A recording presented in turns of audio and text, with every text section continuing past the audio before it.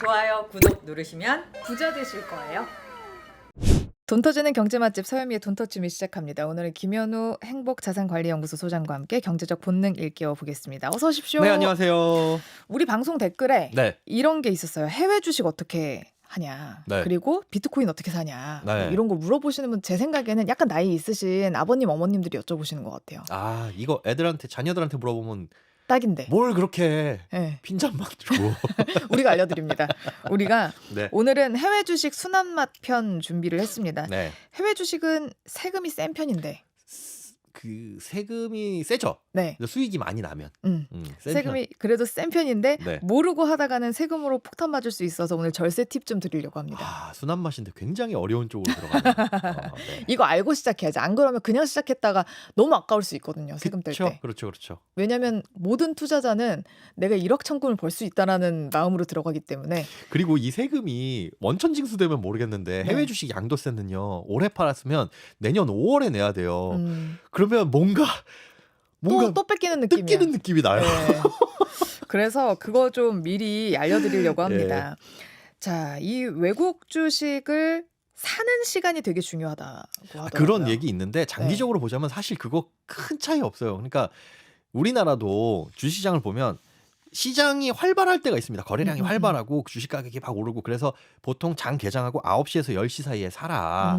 그리고 증권맨들도 점심시간에 다 밥 먹으러 가고 이럴 때니까 그때는 뭐 되도록이면 거래하지 말아라 이런 얘기들이 있는데 이게 만약에 장기간 분할해서 내가 한 달에 얼마씩 꼬박꼬박 혹은 몇 년을 보유하고 있을 거예요 라고 한다면 그거를 장이 열리는 10시 반에 사든 언제 사든 그거는 크게 차이 없다. 물론 이제 장 초반에는 변동성이 굉장히 큽니다. 네. 내가 요 주식을 살 거야 라고 마음을 먹었으면 그래도 어느 정도 안정이 된 시간에 사는 게 좋겠지만 그것까지 노리고 산다?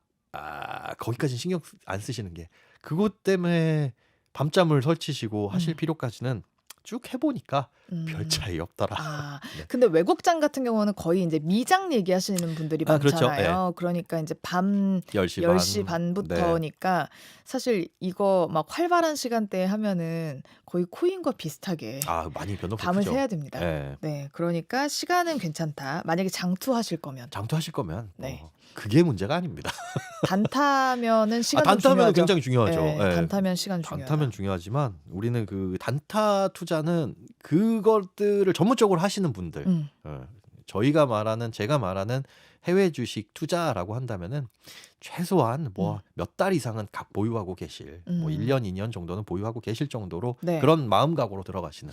그리고 해외 주식 투자는 바로 주문이 안 되고 요거를 좀 환전을 해야 되더라고요. 환전을 해야죠. 그 환전을 안 하고 그냥 원화로 갖고 있는 상태에서 주문을 넣을 수 있게 서비스를 해주는 곳도 있지만 원칙은 원화를 일단 입금을 해요. 100만 원이면 100만 원 입금을 한 다음에 미국 주식을 사고 싶다. 그럼 그걸 안에서 환전을 하고 달러로 바꿔놓은 다음에 그 달러를 보유한 상태에서 뭐 애플 주식, 엔비디아 주식 이렇게 주문을 하는 구조입니다. 근데 이게 환전을 하는 시간도 사실 이 외환 시장이 열리는 요 시간에 해야지 환율도 계속 바뀌잖아요. 네. 그 시간에 하는 게 맞는데 이것도 마감 이후에 서비스를 해주는 증권사도 있고 요즘은 많이 편해졌어요. 근데 원칙은 그렇다. 원칙은 환전한 다음에 그 환전해 놓은 그 외화로 거래를 하는 게 원칙이다. 요즘에 환율 너무 높잖아요. 아, 그렇죠. 그러면은 지금은 적기가 아닌 걸까요? 그건 부담이 되긴 해요. 네. 이게 무슨 뜻이냐면 만약에 1,430원 요때 주식을 100달러어치를 매수를 했어요.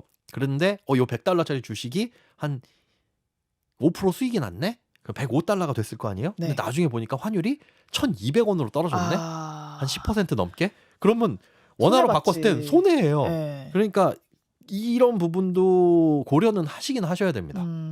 지금 달러 그게 좀 부담스럽긴 하더라고요. 근데 만약에 주식을 안 사신다면 그러니까 환율도 그걸 설명드리자면 원화를 달러로 바꿔서 그 달러가 다시 원화로 바뀔 때 차익이 생길 수도 있죠. 네. 내가 1,400원에 샀는데 1,450원에 팔 수도 있으니까 이 환차익에 대해서는 원칙적으로 세금이 없습니다. 네. 그래서 주식 투자를 하기 전에 원화로 해서 달러로 바꿔놨는데 주식을 살까 말까 망설이다가 안 사고 그냥 에이 다시 원화로 바꿀래 이렇게 해서 차익이 발생하면 네. 이거는 세금이 없어요. 그런데 언제 그럼 세금이 발생을 하냐?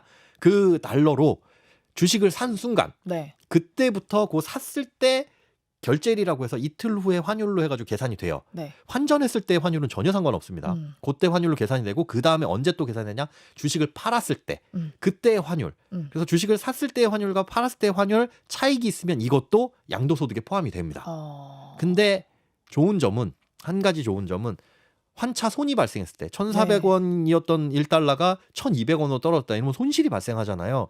근데 앞서 우리가 해외 주식은 수익이 크게 나면 세금을 많이 묻니다라고 하는데 그 수익에서 이렇게 환차손이 발생을 했다라고 하면 그거만큼도 좀 빼줘요. 상계해줘요? 네, 상계를 해줘요. 여기서 발생한 거. 근데 주식을 사지 않고 발생한 환차손은 상계를 안 해줍니다. 세금도 없는 대신에 여기서 그냥 살까 말까 망설이다가 1,450원에 바꿨던 달러가 1,200원이 됐다고 해서 손실이 발생한들 이건 양도소득에서 상계를 안 해주니까 한편으로는 사는 거에 대해서 그래도 주식이 많이 올라서 수익 났을 때 조금은 내가 요걸로 그 세금을 조금 줄일 수 있어. 그런 정도의 자기 위안 네, 삼으시면 될 것 같아요. 그러면은 좀 쌀 때 달러로 바꿔놨다가 그것도 좋은 방법이죠. 네. 그거는 좋은 방법이긴 한데 문제는 쌀 때 바꿔놨다가 주식을 안 사면 네.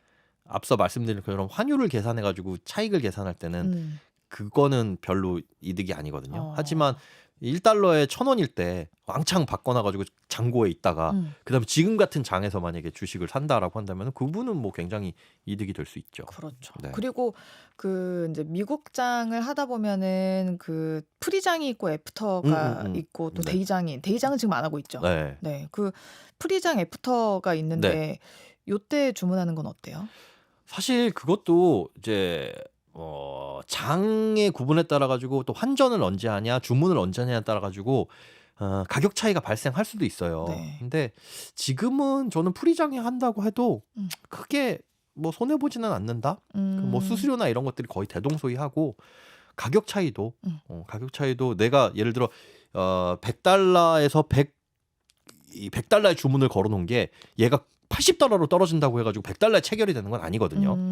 그러니까 장이 열렸을 때 그렇게 뭐 하락폭이 크다거나 상승폭이 크다고 해가지고 크게 반영되는 건 아니니까 그냥 내가 밤에는 좀 자야 돼, 밤에는 혹은 일을 해야 돼 하시는 분들이라고 한다면은 정규장이 아니더라도 네, 그냥 걸어놓고 네, 하시면 될 것 같다. 크게 네.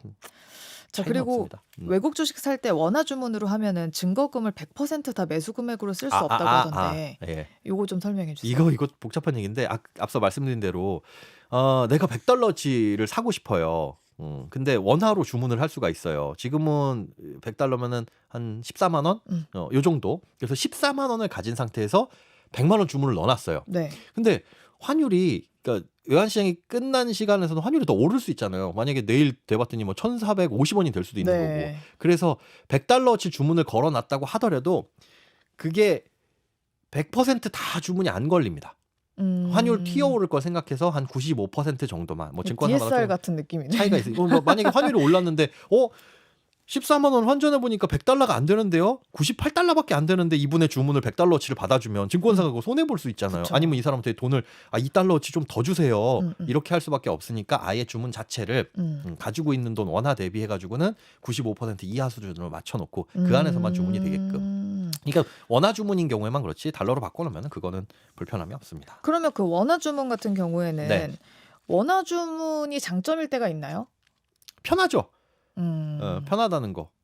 그리고 이제 원화 주문을 하게 되면 환전 수수료나 뭐 이런 얘기가 있는데 요즘에는 환전 수수료 안 받는 곳들이 많이 있고 그리고 그 가환율이라고 해가지고 모르잖아요. 뭐 환전이 어떻게 튈지. 그래서 일단 보수적인 환율로 결정을 해놓고 그걸로 주문이 들어가는데 거기서 차액이 발생하면 그거는 돌려받거나 뭐 가져가기 때문에 그것도 손해 볼 건 딱히 없습니다.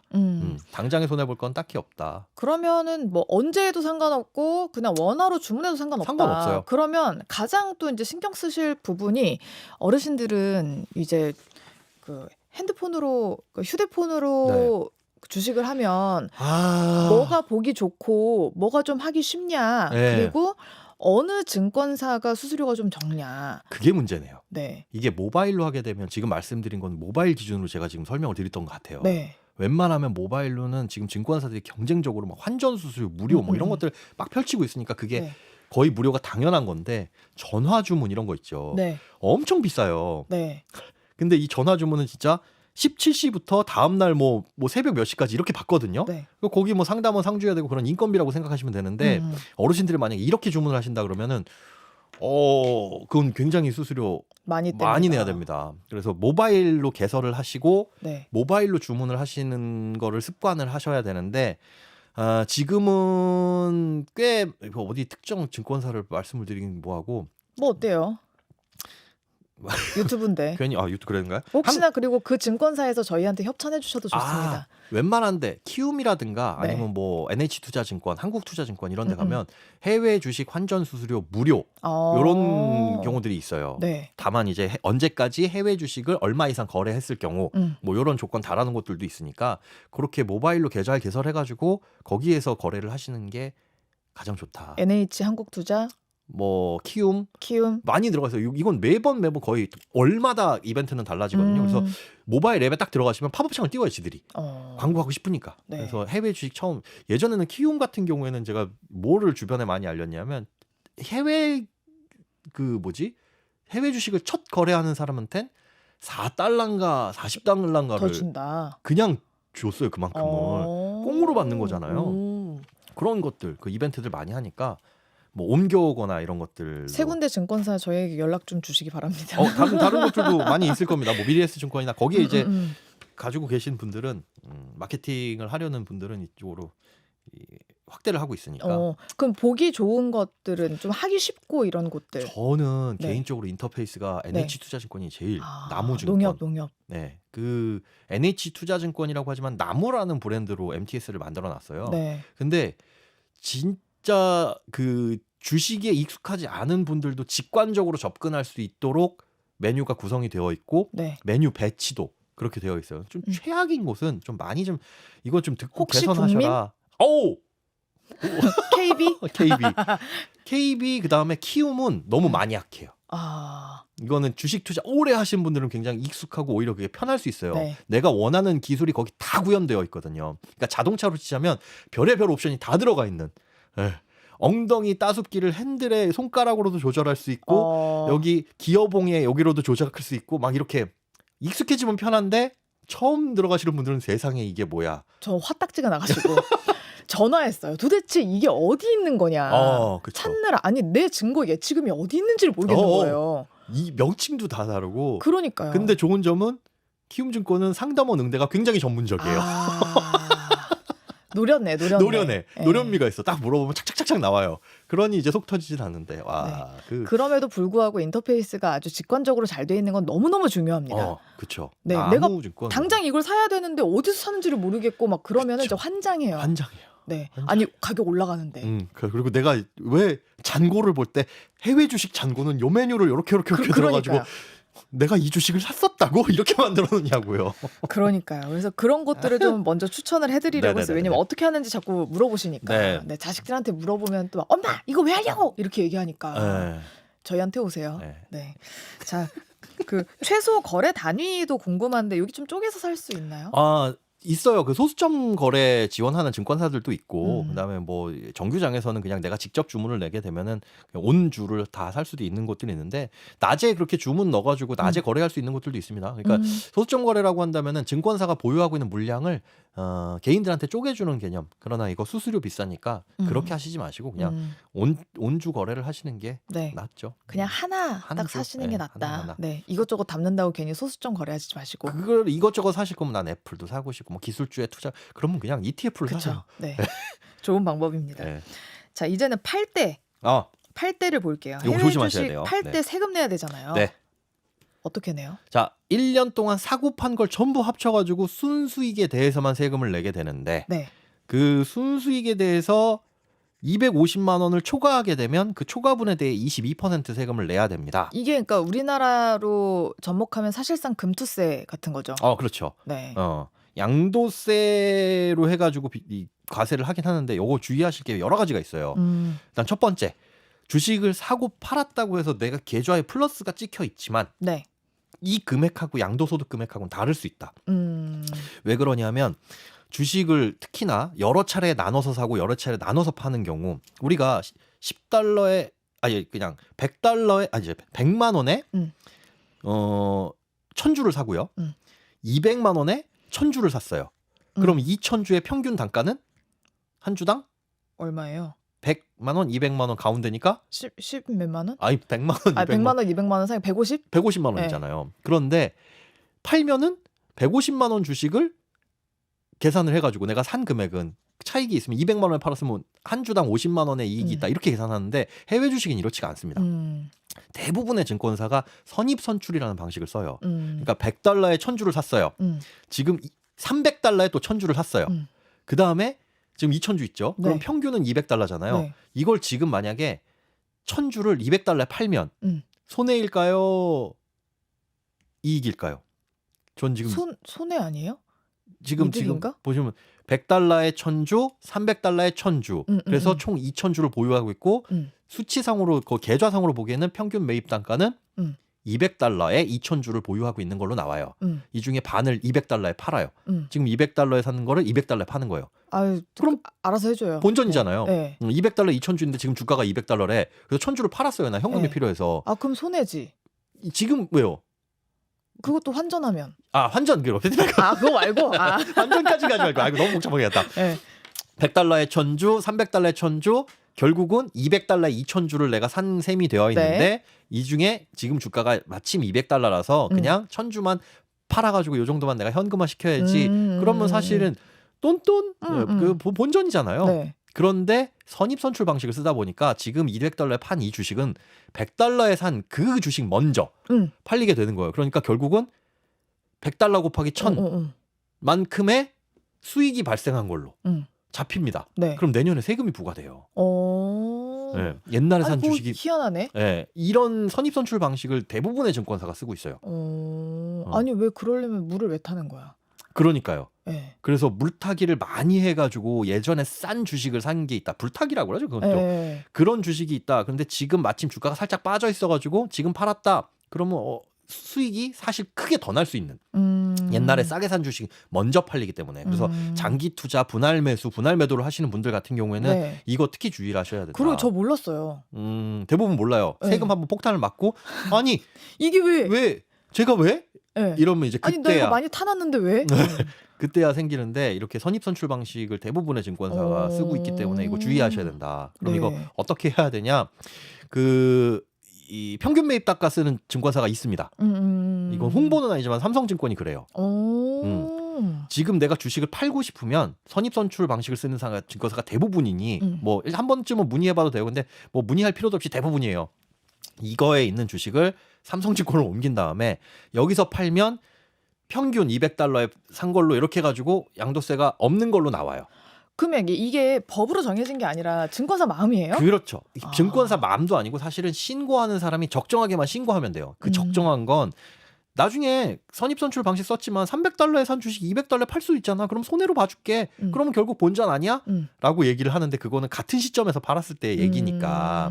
그래서 두 번째 방법은 뭐냐? 내가 양도세 신고를 할 때 네. 실제로는 요 가격에 취득해서 요 가격에 팔았습니다라고 본인이 직접 신고하는 것. 아 그러면 돼요? 네, 그러면 되는데 이게 어려운 이유가 뭐냐? 그렇게 신고를 할 때 앞서 말씀드린 환율 계산을 해야 돼요. 샀을 때 환율이 얼마고 네. 요게 샀을 때 환율이 그 날짜가 아니라 플러스 2 영업일의 결제일이니까 네. 이거 환율 어떻게 따질 거예요? 그러니까 그거- 이거 누가 대신해 줄 사람 없어요? 그 세무사에 맡기면 또 돈 들어가죠. 그러니 제일 제가 보기에는 가장 쉬운 건 주식을 한 날 한시에 다 팔아버리거나 아 부분 매도 하면 안 되는구나. 부분 매도를 하게 되면 그렇게 먼저 산 것부터 팔려가지고 내가 생각한 것보다 차익이 많이 나올 수 있다. 특히나 오래 투자한 주식은. 와 그런 게 싸게 있으니까 살수록 더. 예. 아니면 그렇게 매도를 할 때만 이렇게 삼성증권으로 옮겨놨다가 아 그것도 돼요? 네. 오. 여기서 팔고 그러면 삼성증권에서 떼주는 양도세 신고 서류는 네. 이분이 옛날에 취득한 게 여기 지금 평균 단가에서 이렇게입니다 라고 해줘요. 다만 주의해야 될 건 옮겼을 때 그 거래 이력을 안 보내주는 증권사들이 있습니다. 네. 예, 그런 경우에는 반영이 안 될 수 있으니까 그건 거래하시는 증권사에 반드시 문의를 하셔야 된다. 와 돈 벌기 너무 힘드네요. 너무 어렵죠. 이거 네. 잘못하면 그래서 주식을 팔 때도 수익 안 났어라고 하는데 플러스가 생길 수 있고 수익 났어 그러는데 실질적으로 따져보면 마이너스거나 별로 안 났을 수도 있다. 아니 왜 이렇게 안 하 근데? 왜 선입선출이에요? 그러게요. 말이 안 돼. 원래 근데 네. 원래 우리나라 주식도 그렇게 계산하는 게 맞기는 해요. 그래요? 근데 우리나라 주식 그렇게 안 하잖아요. 그게 세금을 안 내기 때문에 우리가 못 느끼는 거예요. 아 주식이 아니라 주택이라고 했을 때 네. 내가 주식을 10주 갖고 있을 때 선입선출하면 이상하잖아요. 네. 주택을 10주 갖고 있어요. 그럼 당연히 그 선입선출이지. 뭔가 내가 주택을 하나 팔았어요. 그럼 무슨 주택 판 건데 예, 예. 라는 그게 게 있잖아요. 특정이 되죠. 네, 특정이 되는데 이것도 아 그러네. 그런데 세금을 내본 적이 없어가지고. 주식에 대해서는 대주주 아니면 네. 세금 낼 일이 없으니까 사실은 그 상장 주식에 대해서는 그러고 있을 뿐인데 원칙은 그렇게 해서 언제부터 팔 거야? 뭐 예전에부터 가지고 있는 거를 파는 걸로 합시다. 그리고 이거 배당이 뭐 얼마 넘으면은 과세한다면서요. 배당 소득 그러니까 해외 주식을 팔아서 챙긴 차익에 대해서는 양도세고요. 여기서 발생한 그 배당 소득, 배당금이라든지 이자라든 거 채권 가지고 있으면서 여기서 합친 게 1년에 2천을 초과하게 되면 국내 주식하고 뭐 다 합쳐서요. 네. 1년 동안 내가 받은 모든 배당이 2천을 초과하게 되면 금융소득 종합과세 대상자가 됩니다. 아하. 그러면 이제 세율이 올라갈 수 있고 그다음에 음. 건강보험 지역가입자이신 분들은 1,000만 원을 초과하게 되면 이거 건강보험료에 반영이 돼요. 전액 이자 소득으로 배당 소득으로 환산이 돼서 또 하나 또 조심하셔야 될 거 계좌를 분리해 가지고 막 부모님 계좌로 아이 계좌로 양도세 줄이겠다고 네. 250만 원까지는 세금 없으니까 그렇게 하시는 분들이 있는데 250만 원까지는 세금이 없지만 네. 양도소득 금액은 잡혀요. 그러니까 양도소득 금액이 얼마야? 네, 저 250이요. 그건 빼줄게. 세금 안 내도록. 근데 소득 금액은 250이 있는 거예요, 이 사람은. 근데 우리가 연말정산 신고할 때 소득이 연간 100만 원을 넘으면 안 되거든요. 네. 이거는 잡히는 거예요, 그러니까. 부모님 계좌에 넣어가지고 엔비디아를 샀어. 근데 올해 빨리 요만큼 팔아야지. 여기까지는 세금 없네. 그래서 우리 돈으로 한 120 정도 잡혔어. 여기까지는 세금 없죠. 근데 이거 소득으로 잡히니까 기본공제 대상자에 넣으면 안 됩니다. 아 그러네. 그러면 여기서 아낄 수 있는 세금보다 줄줄이 인적공제 못 받아가지고 줄줄이 못 받게 되는 그 손해가 더 클 수 있으니까 잠깐만 그거 하반기에 팔면 되는 거 아니에요? 안 걸릴 뿐이지 이제 당장에 안 걸러질 뿐이지. 이래서 국세 시스템이 정교해지는 겁니다. 저 같은 사람들이 있으니까. 네. 네. 상반기건 잡힌다고 하니까 하반기에 팔면 되지 않을까. 전산상에 일단 요번에 연말정산할 때 팝업창을 띄우겠다라는 거지 못 잡아냅니다는 아니에요. 알겠습니다. 걸리게 되면 가산세, 지연가산세 엄청 묻니다. 네, 죄송합니다. 네. 그리고 뭐 그 수익이 250만 원 생겼을 때 이제 와이프한테 주면 된다. 이거는 뭐냐면 그 올해까지예요. 네. 만약에 내가 수익이 많이 났다. 네. 이거 내가 진짜 장기 투자해가지고 1,000만 원을 넣었는데 얘가 5천이 됐어. 지금 팔면 세금 뭐 거의 4분의 1은 세금으로 날아가야 되잖아요. 그럴 때 어떻게 하냐? 5천만 원 된 이 돈을 배우자한테 증여를 합니다. 5천만 원이라고 할게 우리 돈을 환산해서 요 주식을 그대로 증여를 해야 돼요. 그러면 내가 취득한 건 1,000만 원이고 내가 지금 팔면 5천만 원에 파는 거지만 네. 이 배우자 같은 경우는 이 주식의 취득가액이 5천만 원이 되죠. 그래서 이 5천만 원이 된 주식을 5천만 원에 팔아도 취득가액 5천, 양도가액 5천으로 수익이 양도소득세가. 제로가 돼서 양도소득세가 네. 없어지는 거예요. 다만 이게 언제까지 되냐? 올해까지. 아 내년은 안 돼요? 올해 증여한 거에 대해서 양도가 아니라 증여죠. 네. 올해 증여한 것까지만 돼서 되고 내년부터는 어떻게 되냐? 증여 시점으로부터 1년 이후에 팔아야 이렇게 인정을 해줘요. 내년부터는. 그러니까 주식인 상태로. 주식인 상태로 넘겨서? 증여를 해주고 주식인 상태로 팔아야 되는데 네. 자 그럼 가격이 지금 5천만 원에서 5천만 원 증여해줬다라고 제가 쉽게 설명을 드렸지만 네. 그 가격을 어떻게 보냐면 증여한 그 날짜를 기준으로 전 2개월, 후 2개월 평균 단가를 쭉 냅니다. 네. 그래서 가격이 결정이 돼요. 네. 그러니까 증여한 시점으로 2달 후에 증여 신고를 하게 되겠죠. 만약에 5,000달러만큼 지원을 해줬습니다. 증여를 해줬습니다라고 하면 그 5,000달러는 가격 결정이 2달 후에 이루어지는 거니까 그럼 그 가격을 기준으로 팔았을 때 양도세 신고도 그렇게 하면 되는 겁니다. 네. 근데 이건 올해까지만 된다. 네, 증여하려면 빨리 올해 증여를 하셔가지고 수익이 많이 나신 분들은 네. 올해 증여를 하셔야죠. 빨리 한번 열어보시면 바빠가지고 못 보셨다가 나중에 또 이제 지금 주가 많이 올랐으니까 네. 해외 투자, 뭐 미국 투자 작년부터 하신 분들은 수익 엄청 났을 거예요. 그러니까 빨리 열어보시고 하려면 얼른 하셔야 될 것 같습니다. 하려면은 얼른 하시는 게 좋습니다. 그래요. 자, 해외 주식 사고 팔 때 챙겨야 할 꿀팁들 한번 알아봤습니다. 지금까지 김현우 행복자산관리연구소 소장과 이야기 나눠봤습니다. 혹시 궁금한 거 있으시면 댓글로 좀 남겨주세요. 저희가 또 AS도 해드립니다. 네. 오늘 말씀 고맙습니다. 네, 고맙습니다.